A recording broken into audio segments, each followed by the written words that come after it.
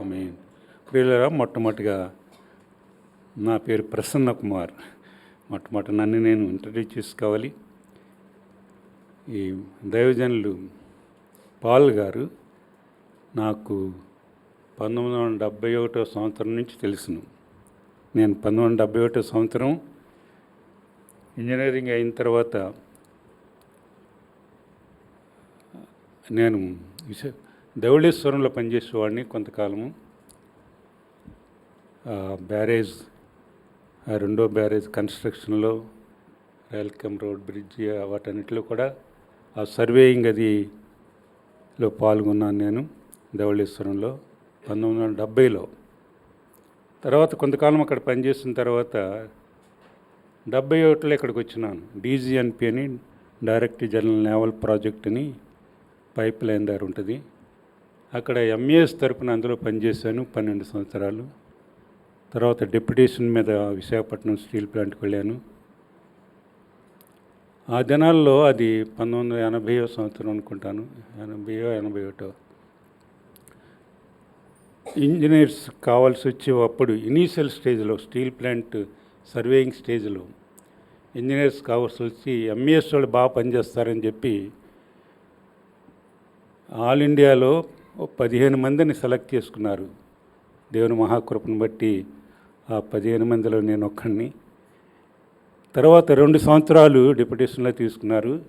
మాకు వచ్చే శాలరీకి 3 అంతలు ఇచ్చారు. అక్కడ 3 అంతలు, డబల్ కాదు, 3 అంతలు ఇచ్చారు. కాబట్టి మేము చాలా సంతోషంతో వెళ్ళిపోయాము. 2 సంవత్సరాలు డిప్యుటేషన్ అయిపోయిన తర్వాత మరలా అందరికి ఇంటర్వ్యూ పెట్టారు. ఆల్ ఇండియా కొన్ని వేల మందిని తీసుకున్నారు. ఆ ఇంటర్వ్యూలో మా 15 మందిని కూడా మేము కూడా వెళ్ళాము.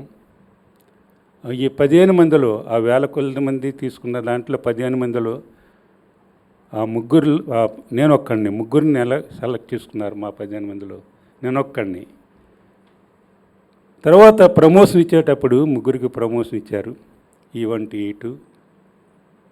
తర్వాత ఒక ఆయన రిటైర్డ్ అయిపోయాడు, పెద్ద ఆయన, మాకంటే పెద్ద ఆయన. తక్కిన ఇద్దరు కూడా నాకంటే పెద్దవాళ్ళే. ఒక ఆయన మరాఠీ ఆయన, ఒక ఆయన తెలుగు ఆయన. ఇక్కడే వాళ్ళు పెద్దవాళ్ళు కాబట్టి రిటైర్డ్ అయిపోయారు. E3 వరకు ఆ 2 ఆయనకి నాకు ఇచ్చారు. తర్వాత దేవుని కృపను బట్టి నా యొక్క నైపుణ్యతను బట్టి, దేవుడిచ్చిన నైపుణ్యత అనుకోండి, నా బాస్ నా దగ్గర నేర్చుకునేవాడు. MASలో నేను నేర్చుకున్నటువంటి డిజైన్స్ బట్టి ఆయన నన్ను నేర్చుకునేవాడు. ఆ టైంలో నేను E1లో జాయిన్ అయ్యాను, ఎగ్జిక్యూటివ్ ఇంజనీర్. నా బాస్ E4. నేను E3కి రిపోర్ట్ చేసేవాడిని, డిప్యూటీ జనరల్. E3 రిపోర్ట్ చేస్తుంటే ఆయన డైరెక్ట్గా నన్ను పిలుచుకుని నా దగ్గర డిజైన్స్ నేర్చుకునేవాడు నా బాస్. నేను అన్నాను ఒకసారి, ఏంటి సార్, నా రిపోర్టింగ్ ఆఫీసర్ని పిలవకుండా మీరు డైరెక్ట్గా మీరు నన్ను పిలుస్తున్నారు, తర్వాత అతను బాధపడతాడు. ఆయన ఏమన్నాడంటే, వాళ్ళంతా కూడా కొండను దవి ఎలకన పడతారండి, మీరు సింపుల్గా నాకు చెప్తున్నారు, నేను కదా మిమ్మల్ని పిలిచేది అని ఎక్సలెంట్ రిపోర్ట్ ఇచ్చేసేవాడు అనమాట. అవుట్ స్టాండింగ్ రిపోర్ట్ ఇచ్చేవాడు ఆయన. కాబట్టి చాలా క్విక్గా నేను జనరల్ మేనేజర్గా ప్రమోట్ అయిపోయాను. జనరల్ మేనేజర్గా తర్వాత రిటైర్డ్ 2007లో రిటైర్డ్ అయ్యాను నేను. ఆ రిటైర్మెంట్ ఫంక్షన్లో నా గురించి చాలా గొప్పగా చెప్పేశారు అందరూ. డైరెక్టర్స్ కూడా గొప్పగా, అంటే వాళ్ళతో పనిచేశాను కాబట్టి చాలా గొప్పగా చెప్పుకున్నారు. ఆఖరిని నన్ను మాట్లాడమన్నారు. నేను మాట్లాడిన తర్వాత ఒక్క మాట చెప్పాను, the lord Jesus Christ gave me contentment which crores of rupees cannot give. కోట్ల రూపాయలు ఇవ్వలేనటువంటి సంతృప్తిని ప్రభు అయిన యేసు నాకు ఇచ్చారని చెప్పాను. ఎప్పుడైతే కోట్ల రూపాయలు ఇదానో, వాళ్ళకి రూపాయలంటే చాలా దీవెనగా లేకపోతే గొప్పదిగా అనుకుంటారు. కోట్ల రూపాయలు అన్నాను. కోట్ల రూపాయలు ఇవ్వలేనటువంటి సంతృప్తి ప్రభు అని యేసు నాకు ఇచ్చారన్నాను. అంత Hindus, most of them are Hindus. 1 or 2 Christians ఉన్నారేమో కానీ most of them are Hindus. అది వాళ్ళలోకి దాదాపు అందరిలో కూడా వెళ్ళిపోయింది. తర్వాత నన్ను ఆ రోజున ఆఖరి రోజుని నా కారులో కాకుండా వాళ్ళ కారులో తీసుకొస్తారు. నా రూము తీసుకొచ్చారు. పెద్ద దాదాపు ఎంత ఉంటుంది నా రూము, పెద్ద 3/4 ఆఫ్ దిస్ ఉంటుంది అనుకుంటాను. 3/4 పెద్ద టేబుల్ ఉంటుంది. ఆ టేబుల్ ఏసీ. నేను కూర్చుని ఉంటే నా ముందు ఒక 6 ఎగ్జిక్యూటివ్స్ కూర్చున్నారు. ఒక ఆయన నాకంటే సీనియర్ జనరల్ మేనేజర్ తలుపు కొట్టాడు. తలుపు కొట్టి ఆఖరి రోజున అనమాట, అది 2007 మార్చ్ 31 అనుకుంటాను. రైట్, 31. తలుపు కొట్టాడు. చూశాడు వాళ్ళందరినీ. వీళ్ళు కూడా ఎగ్జిక్యూటివ్సే నా ముందు. వాళ్ళతో ఆయన senior most. I want to speak with mister Prasanna Kumar for 10 minutes. Will you all please go out. Prasanna Kumar గారితో నేను 10 నిమిషాలు మాట్లాడాలి, మీరు దయచేసి బయటకు వెళ్ళగలరా 10 నిమిషాలు అన్నాడు. అంటే అందరూ, ఆయన పెద్దవాడు కాబట్టి బయటకు వెళ్ళిపోయారు. నా ముందు కూర్చున్నాడు మిస్టర్ ప్రసన్న కుమార్ గారు. అంటే ఇంగ్లీష్లో ఆయన బీహారీ అయినా, ప్రసన్న కుమార్ గారు, మీరు యేసు ప్రభు గురించి నాతో చెప్తారా అని అడిగాడు. జస్ట్ ప్రభు నన్ను ఎలా దర్శించారో చెప్పాను. చెప్పిన తర్వాత మరుసటి Bihari is a senior general manager. మరుసటి ఆదివారమే తన భార్యను తీసుకుని నేను ఏ చర్చికి వెళ్తాను, ఎల్ఏఎఫ్కి వెళ్ళేవాడిని. నేను అక్కడ గాజువాకలో నేనే స్టార్ట్ చేశాను. ఇక్కడ కూడా మరుసటి ఆదివారమే భార్యను తీసుకుని నేను వెళ్ళే చర్చికి వచ్చేసి 4 బైబిల్స్ కొనుక్కున్నాడు. 4 బైబిల్స్, ఒకటి తనకి, ఒకటి తన భార్యకి. 2 కొడుకులు, వాళ్ళు ఇంజనీర్స్. ఆ దినాల్లో ఒకడు చెన్నైలో ఉన్నాడు, ఇంకోడేమో హైదరాబాద్లో ఉన్నాడు. వాళ్ళకి పంపించి ఇలా రాశాడట, ఇక నుండి మీరు భగవద్గీత కాదు, బైబిలే చదవండి, యేసు ప్రభువే నిజమైన దేవుడు అని రాసి, తర్వాత బాప్తిసం తీసుకుని ప్రభువుని అంగీకరించినాడు. ఈ retired now, is in Hyderabad with his son. ప్రియులారా, నేను బిఎస్సి చదివి, పిఆర్ కాలేజ్ కాకినాడలో బిఎస్సి చదివి తర్వాత ఇంజనీరింగ్ చేస్తున్నాను. ఆ దినాల్లో చైనా యుద్ధం జరుగుతున్న దినాలు ఇవి, 1960లో. కాబట్టి కొంతమంది ఇంజనీర్స్ని తీసుకుని బిఎస్సి వాళ్ళు కూడా, ఆ రోజుల్లో ఇంజనీరింగ్ 5 years, కానీ బిఎస్సి చదివినటువంటి వాళ్ళకి 3 years ఉండేదన్నమాట. దాంట్లో దేవుని కృపను బట్టి ప్రభు నాకు సహాయం చేశారు. నేను ఓసీగా చదివాను, ఇంజనీరింగ్ ఓసీగా చదివి.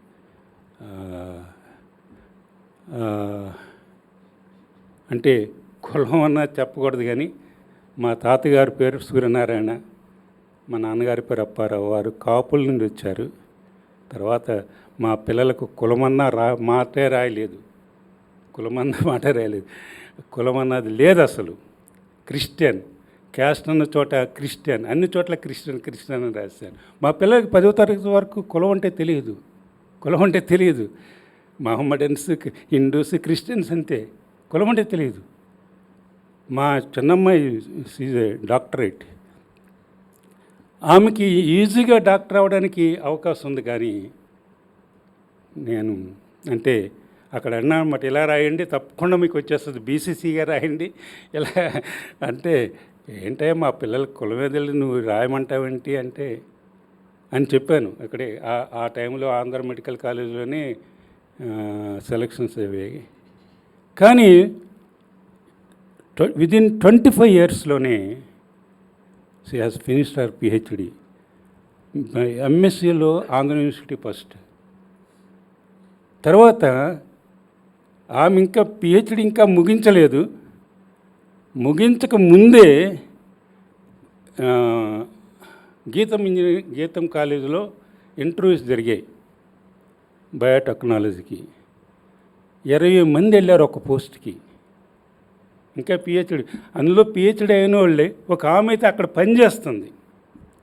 చూడండి దేవుడు ఎంత గొప్పవాడు, పనిచేస్తుంది. కానీ she was selected with UGC scales. నా రెండో కుమార్తె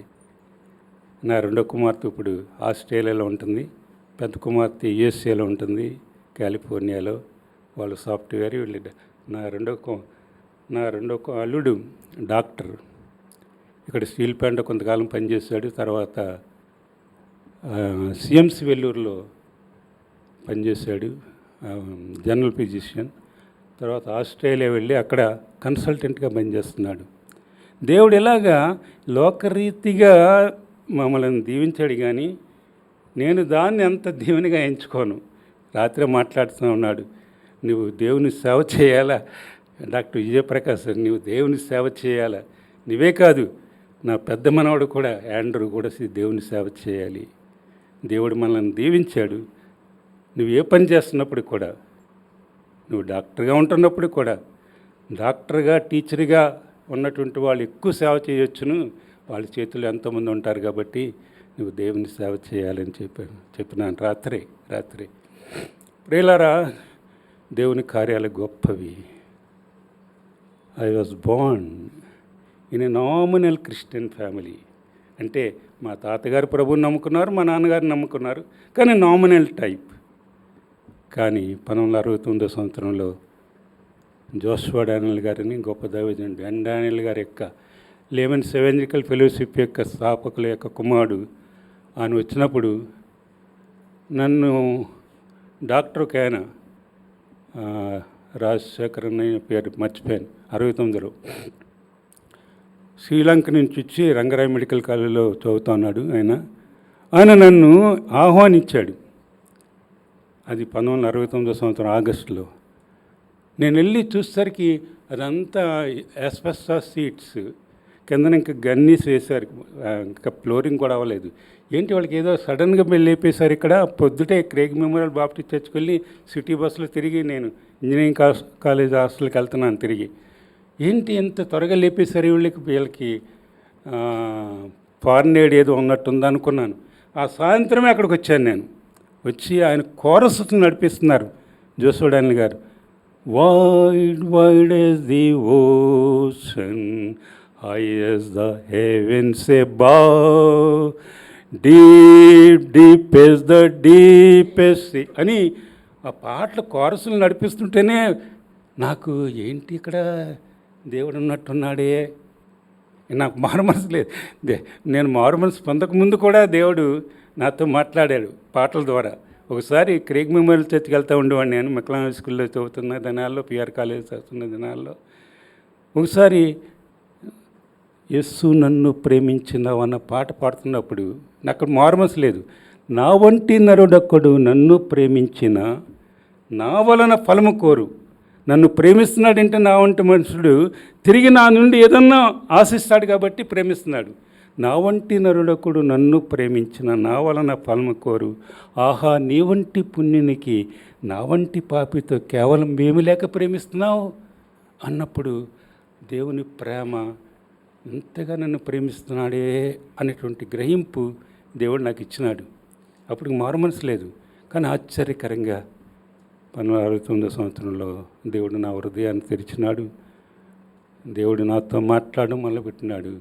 గొప్ప ఆనందము, ఏ లోకంలో ఏది ఇవ్వలేనటువంటి గొప్ప ఆనందం నేను రుచి చూశాను ప్రభు నాలోకి వచ్చినప్పుడు.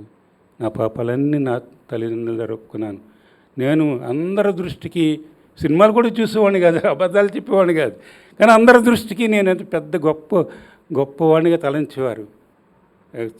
కాలేజీకి వెళ్తున్నప్పుడు కూడా తల పైకి ఎత్తేవాడిని కాదు, ఇలా తల దించుకుని వెళ్ళేవాడిని అట.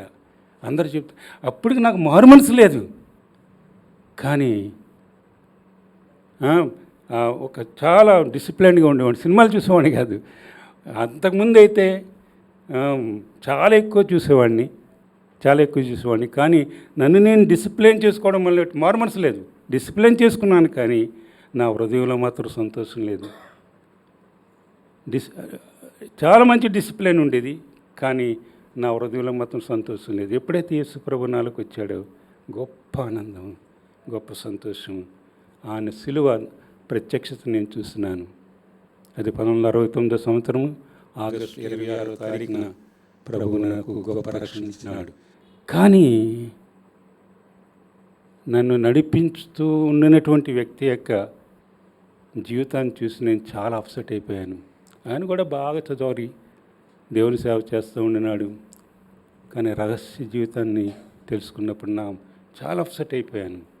అది నా మీద చాలా ఎఫెక్ట్ ఇచ్చేసింది. నేను మళ్ళా దాదాపు వెనక్కి వెళ్ళిపోయాను. 10 సంవత్సరాలు, 69వ సంవత్సరంలో మారుమనసు పొందాను. కొంతకాలం బాప్తిస్మం ఇచ్చి యోహానులాగా చాలా రోషం కలిగి జీవించాను. కానీ వెనక్కి జారిపోయిన స్థితి వచ్చింది. తర్వాత ఏంటి ప్రభువా, నిన్ను రుచి చూశాను, మరలా ఏంటి ఈ జీవితం ఏంటని చాలా తపన పడ్డాను. అప్పుడు వాచ్మెన్ నీ అనేటువంటి ఆయన రాసినటువంటి book release of the spirit అనే బుక్ చదివాను. అది ఎబ్రియల్ రాసిన పత్రిక 4వ అధ్యాయం 12వ వచనం మీద రాయబడింది. Dividing asunder of the soul and spirit, శరీరాత్మను జీవాత్మను వేరు చేసేటటువంటి దేవుని వాక్యమని అక్కడ ఉంటుంది ఎబ్రి 4:12లో. కాబట్టి దాన్ని ఆధారం చేసుకుని నేను తీక్షణంగా ప్రార్థన చేస్తున్నప్పుడు 1979వ సంవత్సరం గుడ్ ఫ్రైడే నాడును నేను చాలా హృదయమంతటితో ప్రభువా నన్ను ఈ దురాత్మ నుండి నన్ను విడిపించి, ఈ శరీరాత్మ నుండి, కార్నల్ మైండ్ నుండి. మీరు ఎంతమంది రోమీలకు రాసిన పత్రిక 8వ అధ్యాయం చదువుతున్నారో నాకు తెలియదు. అది కనీసం 100 సార్లన్నా మీరు చదవండి. రోమీలకు రాసిన పత్రిక 8వ అధ్యాయం ఎన్నిసార్లు చదవగలిగితే అన్నిసార్లు తప్పకుండా మీకు దీవెన ఉంటుంది. రోమ 8వ అధ్యాయం, శరీరానుసారమైన మనస్సు మరణము, ఆత్మానుసారమైన మనస్సు జీవమును సమాధానం అనేది. కార్నల్ మైండ్ అది నన్ను పట్టేసింది. ఆ దురాత్మ ఎప్పుడైతే నేను సిన్సియర్గా గుడ్ ఫ్రైడే నాడు 1979 సంవత్సరంలో ప్రార్థన చేస్తున్నాను, దేవుని హస్తం నా మీదకి వచ్చింది. ఒక కోడి పిల్లను మెడ కోసేసి ఉల్లేస్తే ఎలా కొట్టుకుంటుందో అలాగ నేను కొట్టుకున్నాను. అది కొంతమంది పరిశుద్ధాత్మ అనుకుంటారు, కానీ అది పరిశుద్ధాత్మ కాదు. చాలామంది పెంతుకొస్తే వాళ్ళు అది పరిశుద్ధాత్మ అనుకుంటారు. భక్తి సింగ్ గారు అయితే ఇది దెయ్యం అని చెప్తారు. దెయ్యమే. వెంటనే కాళ్ళు కొట్టిపోయి అంత దురాత్మ అనమాట. దురాత్మ వెంటనే దేవునాస్తం మరలా నా మీదకి వచ్చినప్పుడు ఆ దురాత్మ నాలో ఉండి పోవడం, హల్లెలూయా అనే మాట స్పాంటేనియస్గా నా నోట నుండి వచ్చింది. అలాగే నేను ఎన్నడూ ఇప్పుడు కూడా అలాగా హల్లెలూయా అని చెప్పలేను. దేవుడు అప్పటి నుండి దేవుడు నన్ను బలపరుస్తూ స్టీల్ ప్లాంట్లో కానీ లేకపోతే లేమన్ సెవెనికల్ ఫెలోషిప్లో కానీ దేవుడు నన్ను దీవిస్తూ ఉన్నాడు. ప్రియులారా, ఇది నా సాక్ష్యము. నిజంగా చెప్పాలంటే పెంట కుప్ప మీద ఉన్నటువంటి పురుగు లాంటి వాడని నేను. ఒకలాంటి చీడ పురుగు అని చెప్పొచ్చేమో. ఓకే, నేను నరుడని కానీ నేను పురుగునని దావీదు చెప్పుకున్నాడు, కానీ నేను చీడ పురుగులాగే ఉండినాను.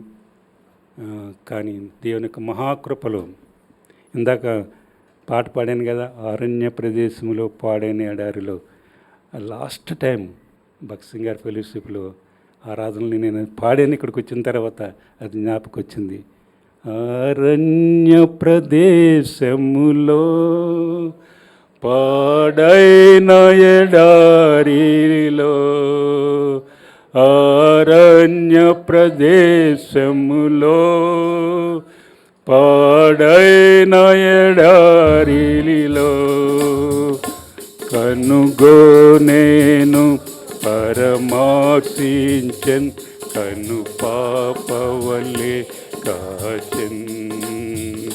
కనుగోనేను పరమాక్షించన్, కను పాపవలే కాచెన్. రక్షణ ఔనచము రక్షకుడే తెలుపు, శిఖర శ్రేణుల వల్లే నీచలమైనాది. పర్వత శిఖర శ్రేణుల వల్లే నీచలమైనాది. కీర్తన 26వ కీర్తన చదువుకుందాము. 26వ కీర్తన.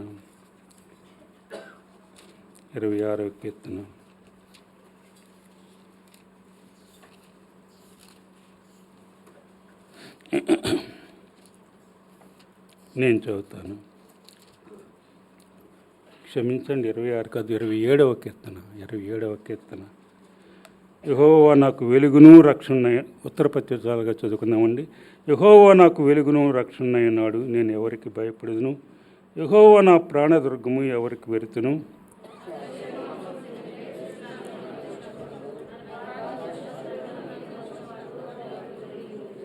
నాతో యుద్ధం చేయుటకు దండు దిగినను, నా హృదయము భయపడదు. నా మీదకి యుద్ధము రేగినను, దీనిలో నేను ధైర్యం విడవకుందును.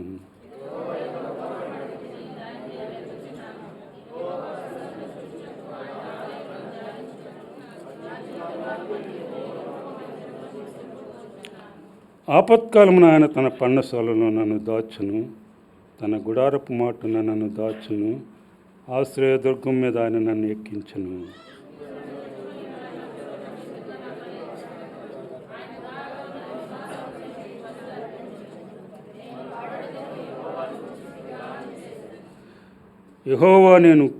యెహోవా నేను కంఠధ్వని ఎత్తి నిన్ను ప్రార్థించినప్పుడు నా మనవి ఆలకింపుము, కరుణతో నాకు ఉత్తరమిమ్ము.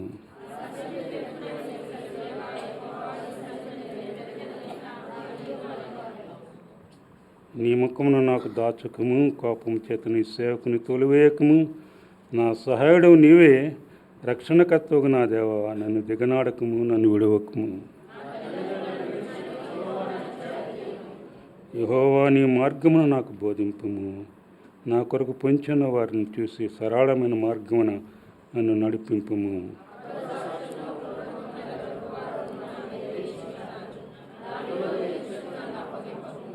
సజీవుల దేశమున నేను యెహోవా దయను పొందుదునన్న నమ్మకము నాకు లేని ఎడల నేనేమవుదును.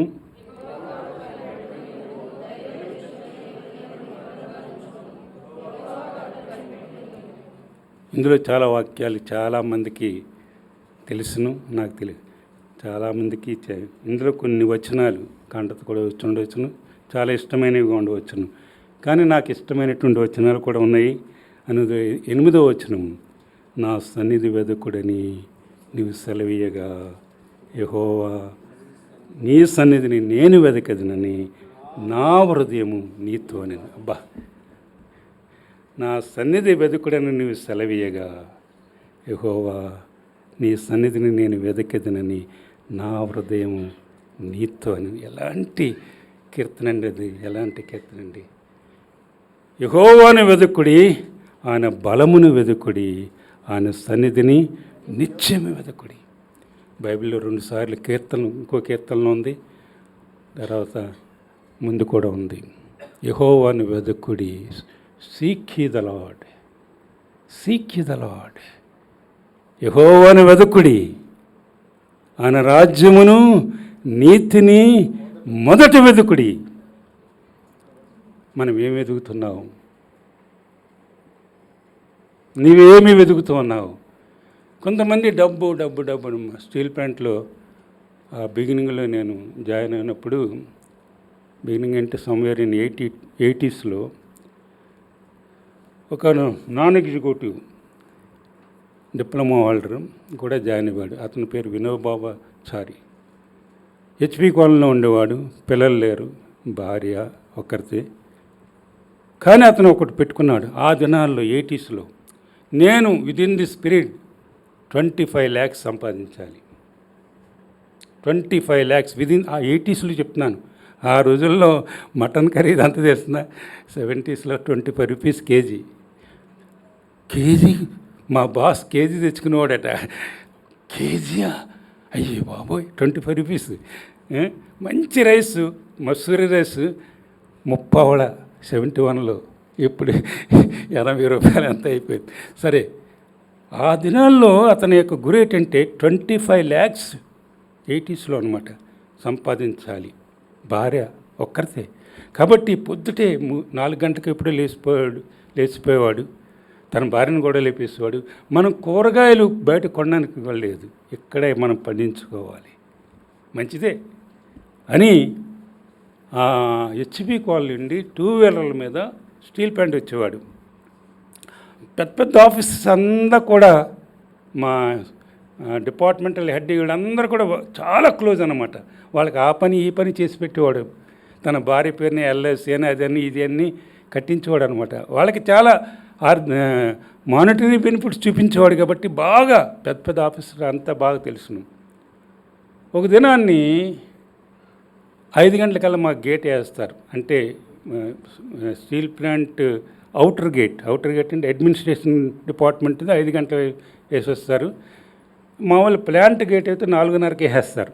5:30 వరకు ఉండాలి, 4:30కే వేస్తారు. ఇంకెవరు రావడానికి వెళ్ళడానికి ఉండదు. కాబట్టి మా అడ్మినిస్ట్రేషన్ ఆఫీస్లో గేట్ 5 గంటలకి క్లోజ్ చేస్తారు. కాబట్టి అతను ఒక పావుగంట ముందు బయలుదేరిపోయాడు.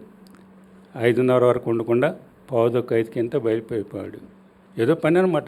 ఇది ఈ స్విట్స్ గడ్డం అన్నీ వెళ్తున్నప్పుడు సరిగ్గా క్వార్టర్స్ దగ్గర ఆ జంక్షన్ దగ్గర ఒక గేదె అడ్డు వచ్చింది. స్పీడ్కి వెళ్ళిపోతున్నాడేమో, పడిపోతే మీడియన్ అటువైపు ఇటు మధ్యన గట్టు ఉంటుంది కదా, దాని మీద పడి తలకి దెబ్బ తగిలింది. వెంటనే ఆఫీసర్స్ అందరూ తెలిసింది కదా, పంపించేసి స్టీల్ ప్లాంట్ హాస్పిటల్ పంపించేసి అంతా చూసి అది శనివారం. తర్వాత ఇక్కడ లాభం లేదు, 7 హిల్స్ ఉండేది అప్పుడే స్టార్ట్ అయింది. 7 హిల్స్కి పంపించేశారు. నేను అప్పుడు ఫాస్టింగ్ ప్రేయర్లో ఉన్నాను. నా ఇంట్లోనే జరిగేది. అప్పుడు ఫాస్టింగ్ ప్రేయర్లో ఉన్నాం. నా కొరకు మా బాస్ ఇంకొక ఆయన డిపార్ట్మెంటల్ హెడ్, నా బాస్ కాదు, డిపార్ట్మెంటల్ హెడ్డే, ఆయన కూడా నేను బాగా తెలుసుకున్న డిఎన్ రావు గారని చౌదరి. ఆయన నా పర్టికులర్ నా కొరకు కబురు పెట్టాడనమాట. నేను ప్రేయర్లో ఉన్నాను, వస్తానని చెప్పానమాట. అతను ఆ అబ్బాయితోటి వస్తానని. ప్రేయర్ అయిన తర్వాత నేను నెమ్మదిగా వెళ్ళాను. వెళుతుంటే ఆయన నా వైపు అలా సీరియస్గా చూశాడు. నేను ఇంత లేటుగా వస్తావా అన్నట్టుగా. నేనేం పట్టించుకోలేదు. అంటే వెంటనే వెళ్ళేవాడిని, కానీ ప్రార్థన మానుకుని నేను ఎలా వెళ్ళిపోతానని వెళ్ళలేదు. తర్వాత నేను వెళ్ళి చేసేది కూడా ఏమి లేదని. కానీ నేను వెళ్ళి చేస్తే అంటే తర్వాత చాలా ప్రయత్నం చేశారు. తన్ని ఆపరేషన్ చేయడానికి. కోమాలోకి వెళ్ళిపోయాడు కాబట్టి ఆపరేషన్ చేయడానికి కుదరదు అని అతన్ని అలాగ వెయిట్ చేశారు. చాలా ట్రీట్మెంట్ చేస్తూ ఉన్నారు. కానీ మరుసటి ఆదివారం నేను అప్పుడు వీటీ కాలేజీలో మేము ప్రేయర్ చేస్తూ ఉండేవాళ్ళము. అప్పుడు నాకు కబురు వచ్చింది, వినోద్ బావచారి ఈజ్ నో మోర్.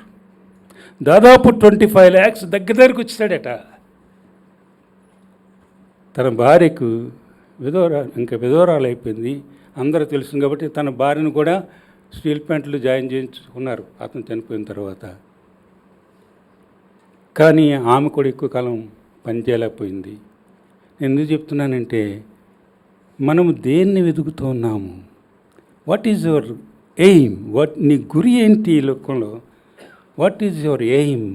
గురి యొద్దకే పరిగెత్తుతున్నాను అంటాడు అపోస్తలుడైన పౌలు ఫిలిప్పీయులకు రాసిన పత్రికలో. ఏమైనా గురి ఉందా నీకు? నేను డాక్టర్ అవ్వాలని కొంతమంది పెట్టుకుంటారు, ఇంజనీర్ మంచిదే, there is no wrong in it. కానీ అవి నువ్వు పొందుకోవచ్చును, కానీ నీకు సంపూర్ణ తృప్తినివ్వవు. You may get it, there is no wrong in having such aims. కానీ అది కాదు. నేను క్రీస్తుని పోలి నడుచుకున్న చిన్న ప్రకారము మీరు నన్ను పోలి నడుచుకొని నన్ను పౌలు చెప్పినాడు. నేను క్రీస్తు ప్రభువును తెలుసుకోవాలి. I must enter into eternal life. దేవుడు నన్ను ఎంత ప్రేమిస్తున్నాడు తెలిసిన? శాశ్వతమైన ప్రేమతో నేను నిన్ను ప్రేమించున్నాను కనుక విడువక నీ ఎడల కృప చూపుతున్నాను. మన ఎడల దేవుని కృప ఎంత ఉన్నతమైంది. మనల్ని పాపము నుండి విడిపించడానికి, శాపము నుండి విడిపించడానికి ఆయన ప్రాణాన్ని పెట్టాడండి. మామూలుగా కాదు, సిలువ మరణం పొందినంతగా. అంటే మన పాపాలు అంత భయంకరమైనవి అన్నమాట, మన తలంపులు అంత భయంకరమైనవి. కాబట్టి ఆ ముండ్ల కిరీటమైన ధరించినాడు. మామూలు ముండ్ల కిరీటం కాదు, రక్తము కారునంతగా ముండ్లు. మన తలంపుల నుండి మనకు విడుదల దయచేయడానికి ఆయన రక్తాన్ని కాచి ప్రాణాన్ని పెట్టినారు, తిరిగి లేచినారు. ఎందుకు? ఆ పునరుద్ధాన బలమును మనకి ఇవ్వడానికి. భగత్ సింగ్ గారికి చాలా ఇష్టమైనటువంటి మాటలు ఫిలిప్పీలు రాసిన పత్రిక 3వ అధ్యాయము. భక్సింగ్ గారికి చాలా మాటలు, ఇష్టమైనటువంటి మాటలు 9వ వచనం నుండి 15వ వచనం వరకు చదువుతాను. జాగ్రత్తగా మీరు కూడా వినండి, చూడండి. క్రీస్తుని సంపాదించుకొని, ఎవరిని సంపాదించుకొని? క్రీస్తుని, రక్షకుని సంపాదించుకొని, క్రీస్తుని సంపాదించుకుని ధర్మశాస్త్ర మూలమైన నా నీతిని గాక పదాజ్ఞలు అనుసరించవచ్చును. నువ్వు వ్యభిచారం చేయకపోవచ్చును, దొంగతనం చేయకపోవచ్చును, అబద్ధంలు ఆడపోవచ్చును. ఆ నీతి నేను పరలోకాన్ని తీసుకుని వెళ్ళదు. ధర్మశాస్త్ర మూలమైన నా నీతిని కాక ఒక రిచ్ యంగ్ రూలర్, ధనికుడైనటువంటి యవనస్తుడైనటువంటి ఒక అధికారి యేసుప్రభు దగ్గరికి వస్తాడు. ఆ రోడ్డు మీదే మోకరించేస్తాడు. ధనికుడు, యవనస్తుడు, ఆఫీసర్, రిచ్ యంగ్ రూలర్ వచ్చేసి నిత్య జీవనకు వారసున్నట్టుకు నేను ఏమి చేయాలి అని అడుగుతాడు ప్రభువుని. ప్రభు అంటారు, ఇవన్నీ పదాజ్ఞలు ఆచరిస్తున్నామంటే చిన్నప్పటి నుండి నేను ఆచరిస్తున్నాను. ప్రభు ఆయన హృదయాన్ని చూశారు. ఆయన హృదయంలో ఏముంది? డబ్బు అని కొట్టుకోవడం కదా, డబ్బు అని కొట్టుకుంటుందట అతను. కొంతమంది హృదయాలు అలాగే ఉంటాయి, డబ్బే డబ్బే డబ్బే డబ్బే డబ్బే. ఇప్పటికి ఇక్కడ కూడా క్రైస్తవుల్లో కూడా, సేవకుల్లో కూడా ధ్యామాలంటూ వాళ్ళు ఎంతమంది ఉన్నారండి ఈ దినాల్లో. సేవ చేస్తూ ఉంటారు. లోకమే లోక సంపద, ఆత్మల సంపద కాదు. దేవుని రాజ్యము, భోజనమును పానము, నీతి సమాధానము పరిశుద్ధాత్మేందలే ఆనందమునై ఉన్నది అనేటటువంటి తాత్పర్యం పోయింది. లోకం వెంబడి పరిగెడతా ఉన్నారు. క్రీస్తుని సంపాదించుకొని ఆయన అంటాడు అప్పుడు, యేసు ప్రభు నీకున్నవన్నీ అమ్మేసి నన్ను వెంబడించమన్నప్పుడు చాలా దుఃఖపడిపోయాడు అతడు. బికాజ్ ధన పిశాసి, ద మ్యామన్, వెరీ డేంజరస్. మీరు దేవునికి నీ సిరికిని, సిరి అన్న మాటకి ధన పిశాసి, మ్యామన్ అని ఉంటుంది ఇంగ్లీష్లో, ధన పిశాసి. ఆ ధన పిశాసి పట్టుకుందంటే మాత్రం బయటికి తీసుకురావడం చాలా కష్టం. అయ్యకి విచారములు, ధనమోసము, మరి ఇతరమైన అపేక్షలు లోనికి చొచ్చి వాక్యమును చోక్ ఇలా పీకేస్తాయట. చోక్ అని ఉంటుంది ఇంగ్లీష్లో, అణిచివేనని ఉంటుంది. ఇంక వాక్యము వాక్యం నీలో ఉండలేదు, వాక్యం దేవుడి నీలో ఉండలేడు. ధనపిశాసి ఉంటే సంపాదన డబ్బు ఉండడం తప్పు కాదు, కానీ ఆ ధనపిశాసి, ధనాపేక్ష సమస్త కీడులకు మూలము. మనం పరిశీలన చేసుకుందాము. ధర్మశాస్త్ర మూలమైన నా నీతిని కాక విశ్వాసం వలనైన నీతి, క్రీస్తునందల విశ్వాసం వలనైన నీతి అనగా విశ్వాసమును బట్టి దేవుడు అనుగ్రహించిన నీతి. విశ్వాసమును బట్టి, విశ్వాసం ఎవరిస్తారు? ఆయనే, the author and finisher of our faith. విశ్వాసమును కర్తయు దాన్ని కొనసాగించేవాడినైనా యేసు వైపు చూస్తేనే 12వ అధ్యాయంలో ఉంటుంది. విశ్వాసమునిచ్చేవాడు ఆయనే. విశ్వాసం అంటే నమ్మిక కాదు, దెయ్యాలు కూడా నమ్ముతాయి. నువ్వు నమ్మడం కాదు, దెయ్యాలు కూడా నమ్ముతాయి. దెయ్యాలు వణుకుతాయి కూడా దేవుని మాటకి. నువ్వు నేను వణకం. ఎవడు దీనుడై నలిగిన హృదయం గలవాడై నా మాట విని వణుకుచుండను వాన్నే నేను దృష్టిస్తా ఉన్నాను. ధర్మశాస్త్ర మూలమైన నా నీతిని గాక క్రీస్తునందల విశ్వాసం వలన నీతి. ఎప్పుడైతే అదంతా అమ్మేసి బేదలకు ఇచ్చేసిందని వెంబడించమన్నాడు, ఎక్కడ వెనక్కి తిరిగిపోయాడు. అంతే, యేసు ప్రభుని విడిచిపెట్టిపోయాడు. డబ్బు విశ్వాసంను బట్టి దేవుడు అనుగ్రహించి నీతి గలవాడినై ఆయన యందు అగుపడి నిమిత్తం, to be found in him. ఆయనలో మనం కనబడాలట. నా యందు నిలిచి ఉండడి, మీ యందు నేనును నిలిచి ఉందను. మొట్టమొదటి ఆయనలో మనం కనబడాలి. ఆయనలో కనబడాలి. To be found in him. ఆయన అగుపడి నిమిత్తమును భక్త్ సింగ్ గారికి ఇష్టమైన మాటలు, ఏ విధము చేత నేను మృతులలో నుండి నాకు పునరుద్ధానము కలుగవలనని. The power of resurrection.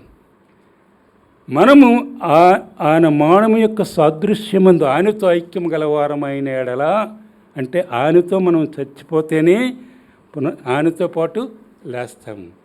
ఆయన రోమిలకు రాసిన పత్రిక 6వ అధ్యాయంలో ఉంటుంది.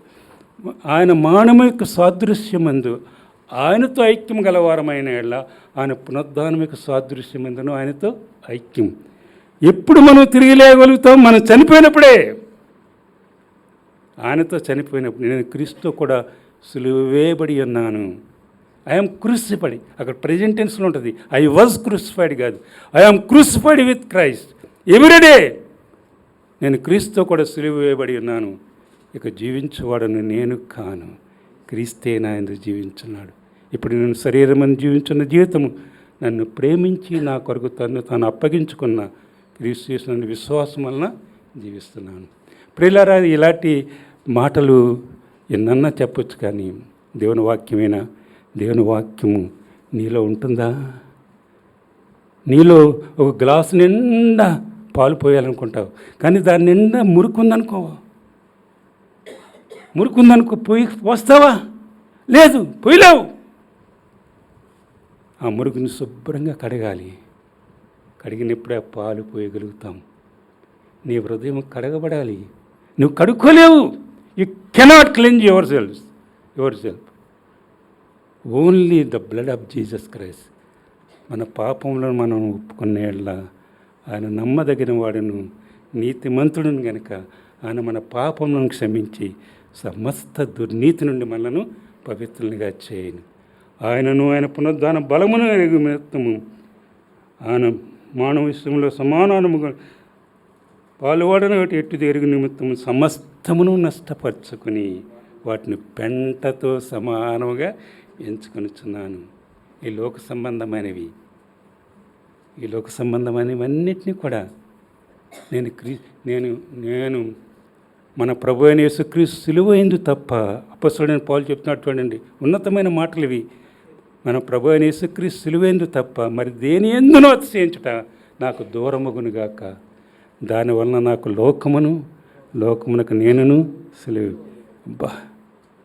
ఆ స్టేజ్కి రావాలని ప్రభు మనల్ని కోరుతూ ఉన్నారండి. ఆయనతో పాటు సిలువ వేయబడ్డం మంచిదే, లోకమునకు సిలువ వేయబడ్డం. లోకము మనకు సిలువ.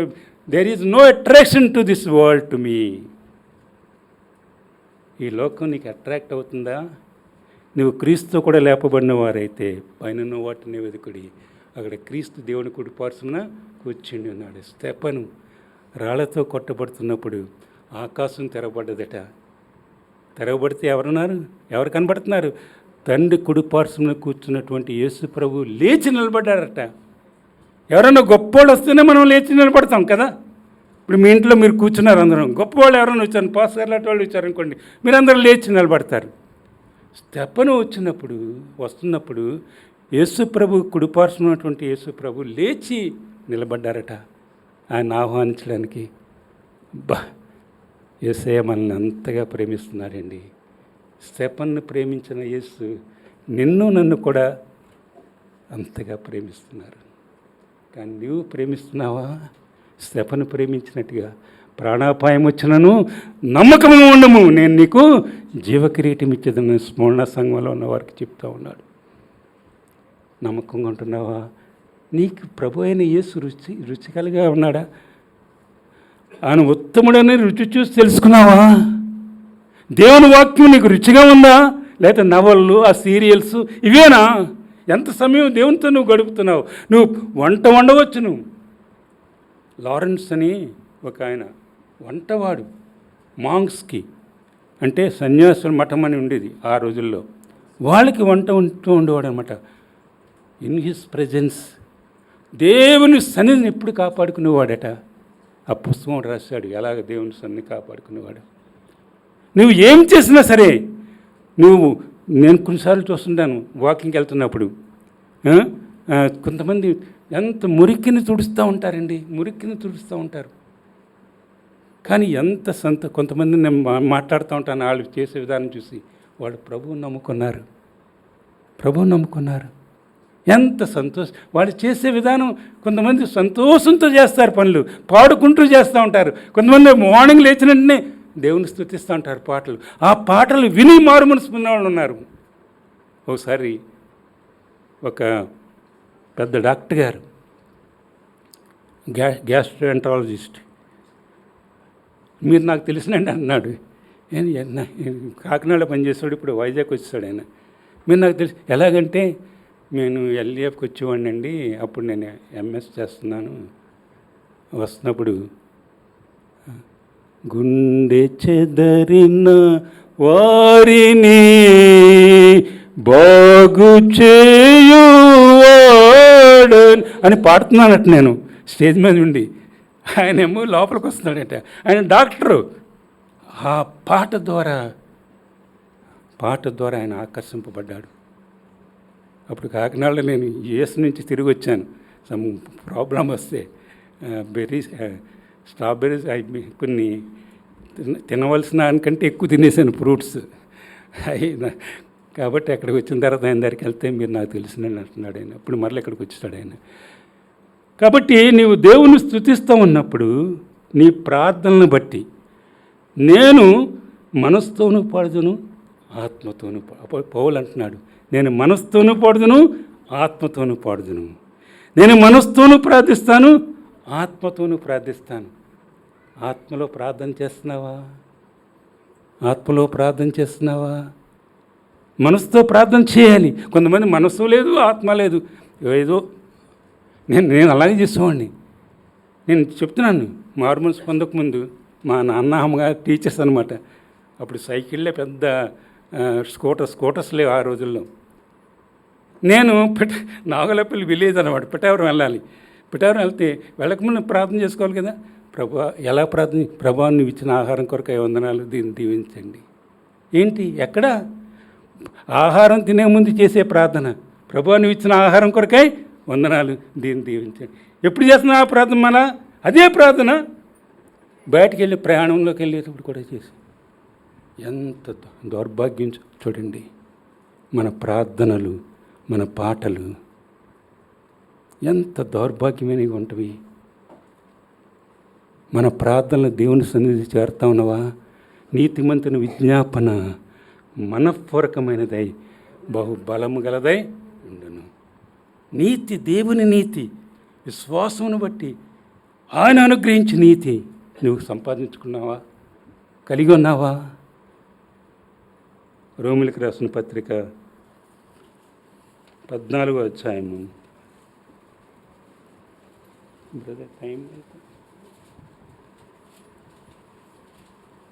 రోమిలికి రాసిన పత్రిక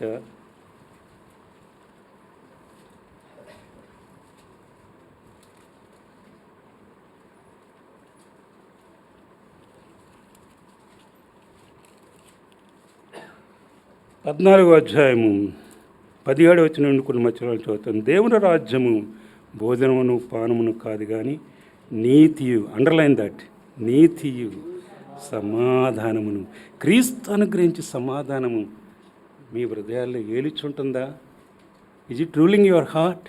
the peace of God that passes all understanding, సమస్త జ్ఞానమునకు మించిన దేవుని సమాధానము యేసుక్రీస్తు వల్ల మీ హృదయమునకును మీ తలంపులకును కావలి ఉండను.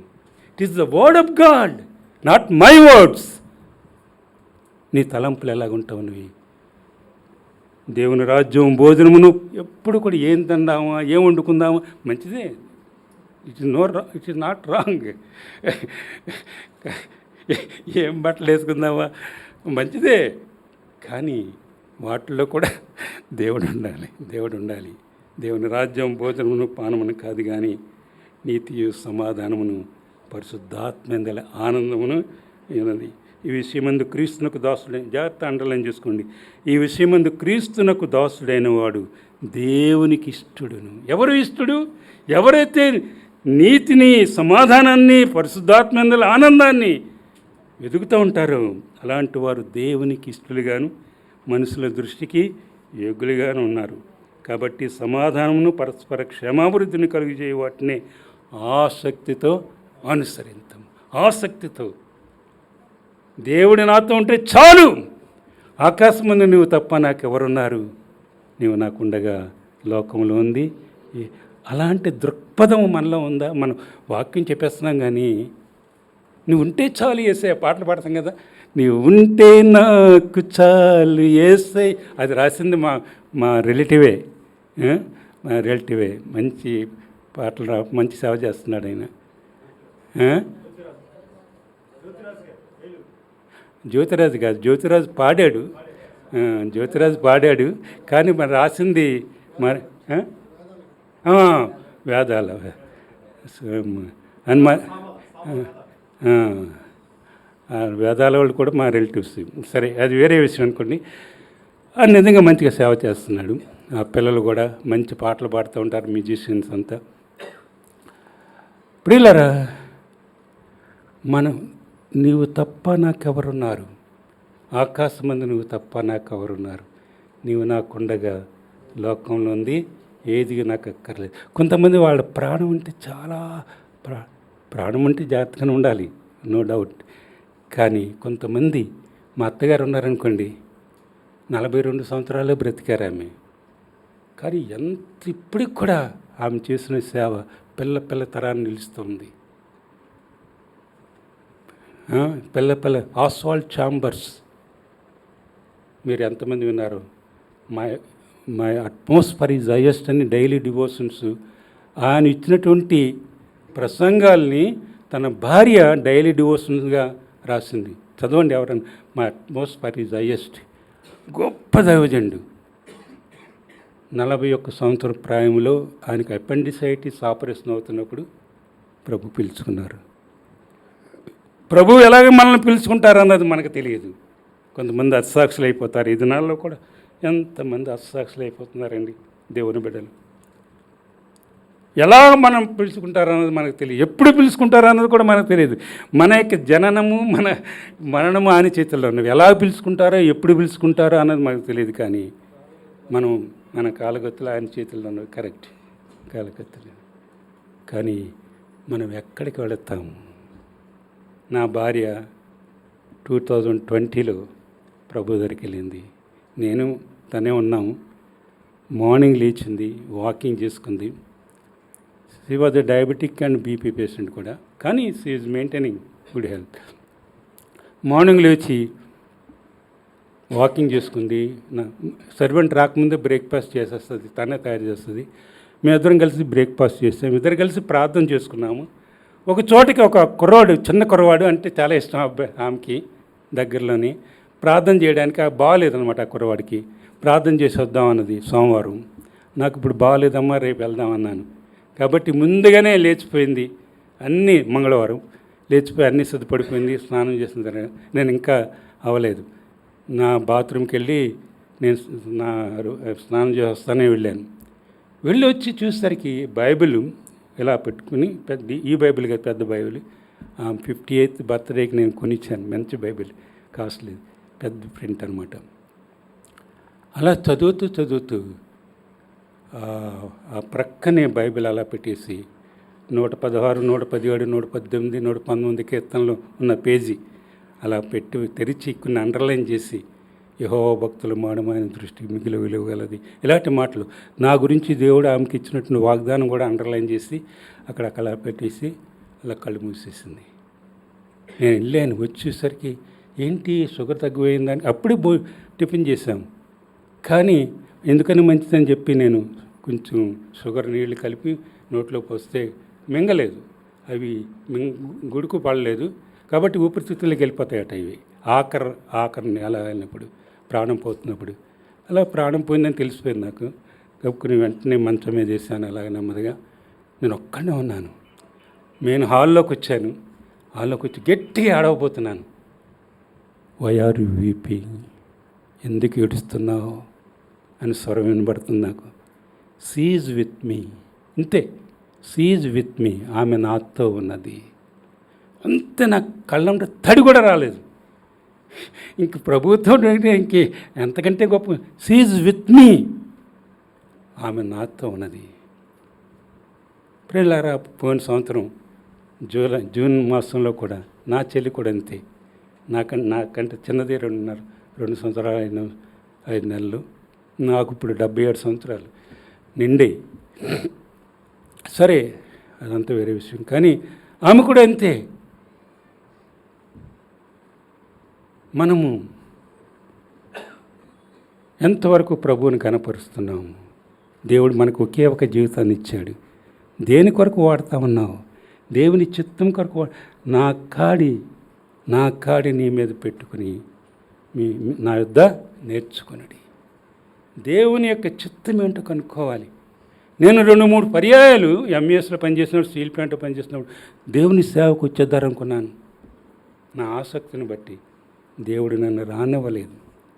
ఒకవేళ దేవుని సేవకు ఫుల్ టైంకి వచ్చి ఉంటే భ్రష్టుని అయిపోదునేమో అంటాను నేను. ఎందువల్లంటే అది దేవుని చిత్తం కాదు కాబట్టి. చాలామంది అనుకుంటారు దేవుని చిత్తం అంటే దేవుని సేవ చేయడమే అనుకుంటారు. కరెక్టే, నువ్వు దేవుని సేవ చేయడమే.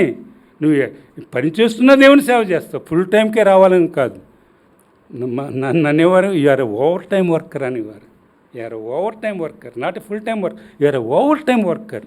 అపోస్తలుడైన పౌలు he was a overtime worker. తన జీవనోపాధి కొరకు డేరాలు కుట్టుకునేవాడండి, ఎవరి మీద ఆధారపడలేదు. డేరాలు కుట్టుకునేవాడు. You are overtime worker. ఏదైనప్పటికీ ఒకవేళ you may be full time worker. నిన్ను ఏ స్థితిలో దేవుడు పెట్టాడో ఆ స్థితిలో దేవుని మహింపచ్చు. నువ్వు రిక్షా దొక్కున్నవాడైతేనేంటి, ప్రభువుని నువ్వు గణపరుస్తున్నావు చాలు. నువ్వే పని చేస్తున్నావో ముఖ్యం కాదు, కానీ ఏ పని ద్వారా ప్రభువును మహింపరుస్తున్నావు అన్నది ముఖ్యము. ఎంతమంది అండి రిక్షా దుఃఖం ఉన్నవాళ్ళు, ఆటో వాళ్ళు దేవుని వాక్యాన్ని పెడతా ఉంటారు. దాంట్లో ఎక్కినటువంటి వాళ్ళకి ఆ వాక్యం కనబడుతూ ఉంటుంది. ఎంతమంది అండి చిన్న చిన్న పనులు చేసుకునే వాళ్ళు, చిన్న చిన్న పనులు ఎంతగా దేవుని కనపరుస్తున్నారండి పల్లెటూరులో కూడా. ఆయనను ఆయన పునరుద్ధాన బలమును ఎరుగు నిమిత్తము ఆయన చూడండి. చివరిగా మాటలు మళ్ళీ చదువుకునే ఫిలిప్పీయులకు రాసిన పత్రిక 3వ అధ్యాయము.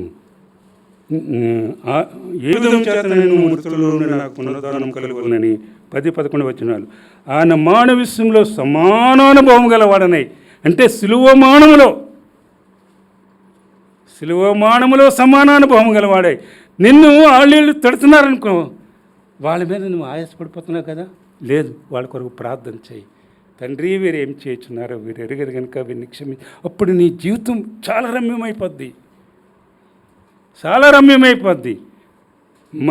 మనల్ని ద్వేషించినటువంటి వాళ్ళ కొరకు ప్రార్థన చేయాలి. వీళ్ళు ఎలాటోడండి, వాళ్ళు అలాటోడండి, అమ్మో అలా వాక్యం చెప్తాడు కానీ అలాంటి నుండి అలా చెప్పామంటే మనం నష్టపోతాం. ఎవరి గురించి చెడు మాట్లాడొద్దు. చెడు నీకు తెలిసినప్పుడు వాళ్ళ కొరకు ప్రార్థన చేయి, కన్నీళ్లతో ప్రార్థన చేయి. ప్రభువా, వీళ్ళని రక్షించి నన్ను అడుగుము, నేను జనములను నీకు సొత్తుగాను, భూమిని దిగంతముల వరకు స్వాస్థ్యముగాను ఇస్తురని ఉంటాయి. కీర్తన 2వ అధ్యాయములు. ఆస్క్ ఆఫ్ మీ, నన్ను అడుగుము. మనం అడగటం లేదు కాబట్టి మనం పొందలేకపోతున్నాము. Are you praying? Are you asking God what you want? ఆయన శ్రమలలో పాలువాడనొకటి ఎట్టు ఎరుగు నిమిత్తము సమస్తమును నష్టపరుచుకుని వాటిని పెంటతో సమానముగా ఎంచుకుంటున్నాను. ఇదివరకే నేను ఇదివరకే సంపూర్ణ స్థితి పొందుతున్నాను నేను అనుకుంటలేదు, కానీ నేను దేని నిమిత్తము క్రీస్తు చేత పట్టబడుతున్నాను దాన్ని పట్టుకొని వాళ్ళని గురి. నువ్వు దేని నిమిత్తము రక్షింపబడ్డావో అది తెలుసుకోవాలి. అందరి విషయంలో ఒకటే కాదు, ఆయన మోపే కాడి అందరి విషయంలో ఒకటి కాదు. కానీ ఏ కాడి నువ్వు మోస్తున్నావో ఆ కాడిలో నువ్వు ఆ సాత్వికాన్ని నేర్చుకోవాలి. ఇందాక చదివాం కదా, కొట్టువారికి నా వీపుని అప్పగించింది, వెంట్రుకలు పెరికి వారికి నా చెంపలను అప్పగించి. దట్ ఈజ్ సాత్వికము. గొర్రె పిల్ల సాత్వికమైంది. గొర్రెపల్లి కషాయం వండడానికి కూడా నెమ్మది. సరే, సాత్వికం. ఆ సాత్వికాన్ని ప్రభు దగ్గరే మనం నేర్చుకోగలము. గొప్ప శక్తి ఉందండి సాత్వికులు ధన్యులు వారు భూలోకమును స్వతంత్రించుకుందరు. భూలోకాన్నే నువ్వు ఎక్కడికి వెళ్ళినా సరే, ఇంగ్లాండ్ వెళ్ళినా, అమెరికా వెళ్ళినా, ఆస్ట్రేలియా, ఎక్కడికి వెళ్ళినా సరే నువ్వు అక్కడ సాక్షిగా ఉంటావు. విలియం బూత్ అనేవారట, ప్రతి సేవకుడు కూడా ఒక గంట అయినా ఆ నరకం దగ్గర ఉంటే బాగుంటుంది. నరకం అంటే ఎంత వేదన అప్పుడేటంట వాళ్ళకి ఆ భారం వస్తుందట ఆత్మల రక్షణ కొరకు. నిజం ప్రియులారా, నిజం. ఎంతమంది కోటీశ్వరులు ఆత్మహత్యలు చేసుకుంటున్నారు. విద్యావంతులైనటువంటి వారు, ధనికులైనటువంటి వారు ఆత్మహత్యలు చేసుకుంటున్నారు. నెమ్మది లేక. దేవుడు నీకు ఎంత నెమ్మది సమాధానం ఇచ్చాడు. ఇంత గొప్ప సాక్షి సమూహము మేఘములే మనల్ని ఆవరించినందున మనము కూడా ప్రతి భారమును సులువుగా చిక్కిలిపెట్టి పాపమును విడిచిపెట్టి విశ్వాసమున కర్తయు దాన్ని కొనసాగించేవాడిని ఆయన యేసు వైపు చూచు మన ఎటువంటి పందెములో ఓపికతో పరిగెత్తుదాము. ప్రతి భారమును సులువుగా నువ్వు యేసు ప్రభువుని నమ్ముకున్నప్పుడు కూడా ఎన్నో వస్తూ ఉంటవి. Not to teach you. దేవుడు మనకు నేర్పించడానికి అనేకమైన శోధనలు అనుమతిస్తూ ఉంటాడు. యోబు చూడండి, యోబు గురించి దేవుడే సాక్ష్యం చెప్పాడు. కానీ ఎన్ని శ్రమలు. భార్య కూడా తట్టుకోలేకపోయింది. కానీ ఆయన అంటాడు ఆఖరిని, ఆయన నన్ను శోధించిన తర్వాత నేను సువర్ణములే కనబడదును. మనం అలా కనబడాలండి. శోధనను సహించేవాడు ధన్యుడు. వాడు శోధనకు నిలిచిన వాడే ప్రభు తనకు వాగ్దానం చేసిన జీవకిరీటం పొందను. దేవుడికి మాటలు దీవించను.